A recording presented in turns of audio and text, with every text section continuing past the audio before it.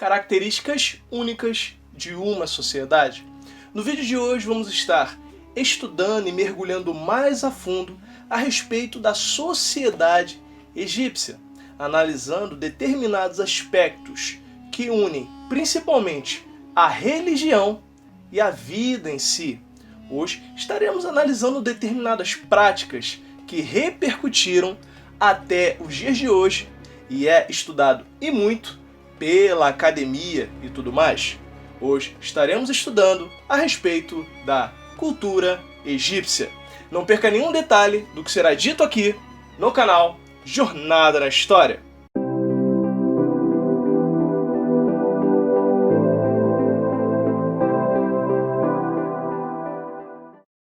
Pessoal, antes de mais nada, já gostaria de estar pedindo a você, vai deixando aquele like esperto aqui no vídeo, e para você que não é inscrito, se inscreve aqui no canal Jornada na História, que você acha conteúdo de qualidade, que ajuda você a compreender melhor a história e ainda faz você embarcar para uma viagem incrível pelas areias do tempo. Vem pra cá, se torna mais um inscrito aqui no canal, vem acompanhar, ok? Aqui você vai aprender história de uma maneira única, tranquila, e você ainda sai com muito conhecimento de uma forma maravilhosa, ok? Vem conhecer o Jornada na História, já compartilhe esse vídeo para os demais e continue acompanhando o nosso trabalho. Maravilha? Bom, pessoal, hoje vamos estar prosseguindo nessa série incrível de quarta-feira, falando a respeito do Egito Antigo. E para você que ainda não assistiu o vídeo anterior, eu vou deixar aqui no card para que você possa estar analisando e vendo o vídeo anterior a respeito da civilização egípcia.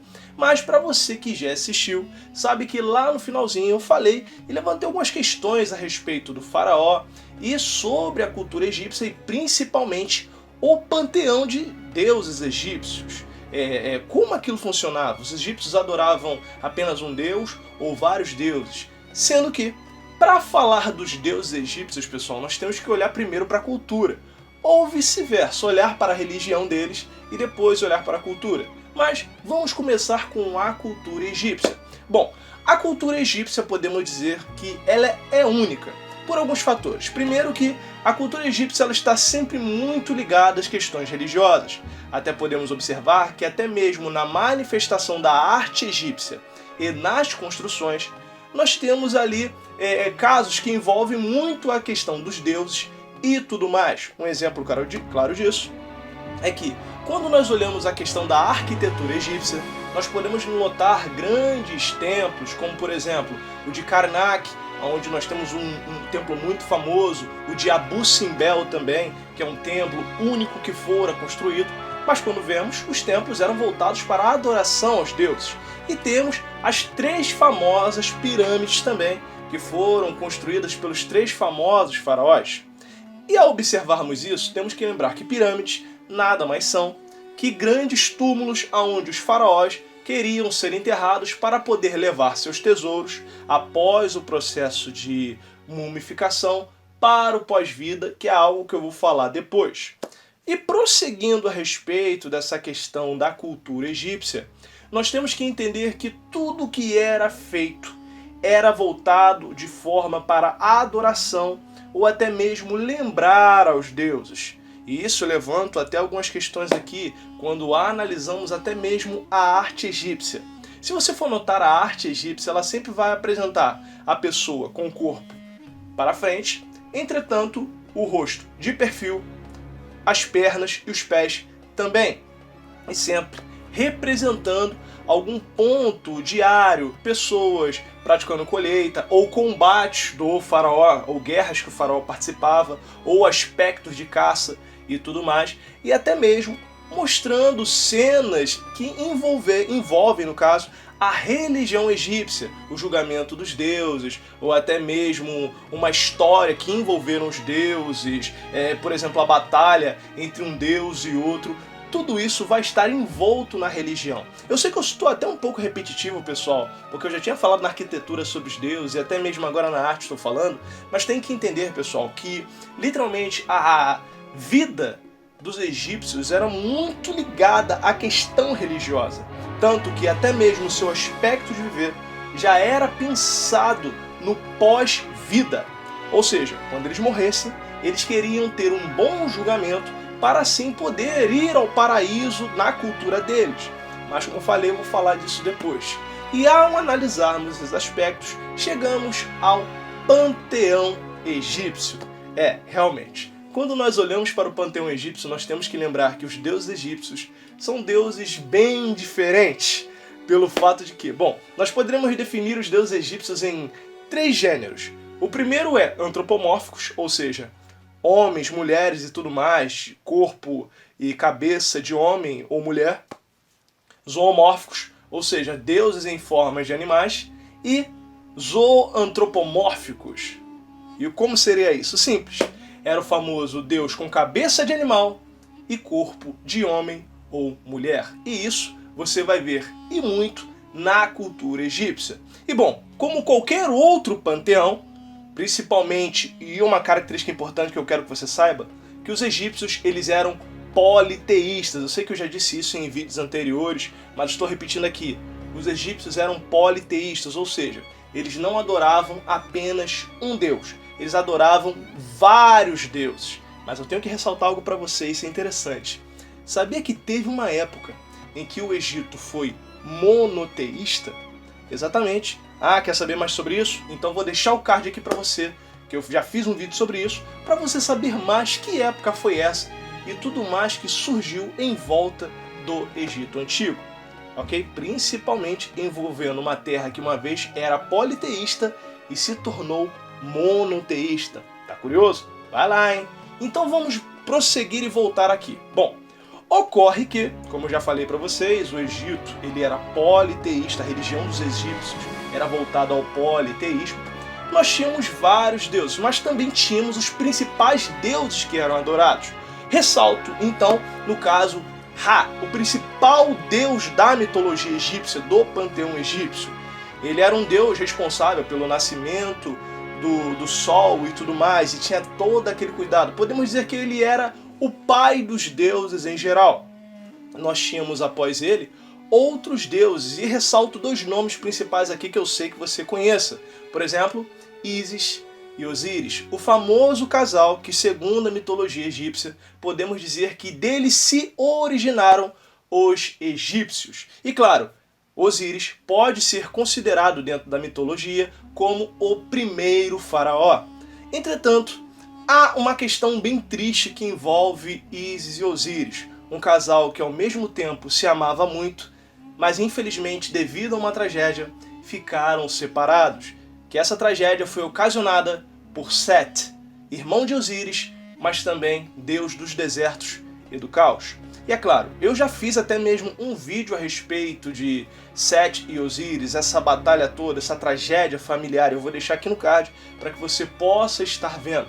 Em resumo geral, Osíris ele já tinha vivido, até porque uma característica importante, pessoal, que eu quero que vocês saibam, é que os deuses egípcios se parecem muito com a humanidade no quesito de que eles têm alma, eles podem morrer, ok? Eles podem perder a vida, eles podem passar até mesmo para o submundo e tudo mais. Tanto que o próprio Osíris ele fora ressuscitado após ter sido morto por Set. Entretanto, como teve que passar por todo aquele processo, ele teve que ficar no pós-vida e se tornou o deus responsável pelo pós-vida e tudo mais, junto com seu filho Anubis. Exatamente, para você que não conhece, Anubis é aquele famoso deus com cara de cachorro, ou até mesmo com o rosto, com uma cabeça de chacal, que cuidava até mesmo da passagem da vida dos mortos para o pós-vida e fazia todo aquele julgamento. Mas eu vou falar desse julgamento que é bem interessante. Ocorre o seguinte, com Osíris morto, e se você for notar, nós temos Osíris sempre com a cabeça um pouco esverdeada, mumificado do pescoço para baixo, representando aqueles que passam para os pós-vida, aquele que seria responsável por esse julgamento. E quem ficaria no lugar de Osíris? Ao que tudo indica, Osíris e Ísis tiveram um filho chamado Horus, que era cabeça de falcão e corpo de homem. Ele lutou com seu tio Set e se tornou o outro faraó. Tanto que, aí que eu entro num ponto. Lembra que lá atrás eu falei que o faraó era considerado filho dos deuses? Exatamente. Ao que parece, todo faraó era considerado como se fosse a reencarnação de Horus, E um ponto bem interessante também, pessoal, é que para quem viu no vídeo antigo, sabe que eu expliquei que o Egito ele era separado em Baixo Egito e Alto Egito, coroa vermelha, coroa branca. E que dentro disso nós temos o seguinte: na batalha que teve entre Horus e Set, nós tínhamos ali duas coroas representadas. Por exemplo, Horus, um falcão branco, e Set, um ser, um animal que não se sabe dizer ao certo o que é. Alguns dizem que Set poderia ser um porco formigueiro, que é bem parecido com um tamanduá, ou até mesmo um hipopótamo vermelho, tanto que a coroa representativa de Set é vermelha. Então, o faraó, após o julgamento dos deuses, seria aquele que teria as duas coroas, a coroa branca e a coroa vermelha.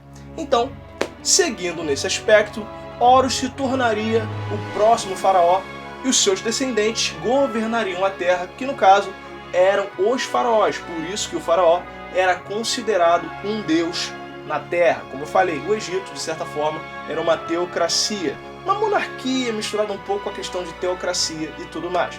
Bom, prosseguindo nesse aspecto, nós tínhamos tudo isso. Aí você deve estar pensando, tá, professor, você falou sobre o panteão, você explicou sobre os deuses e tudo mais. Legal.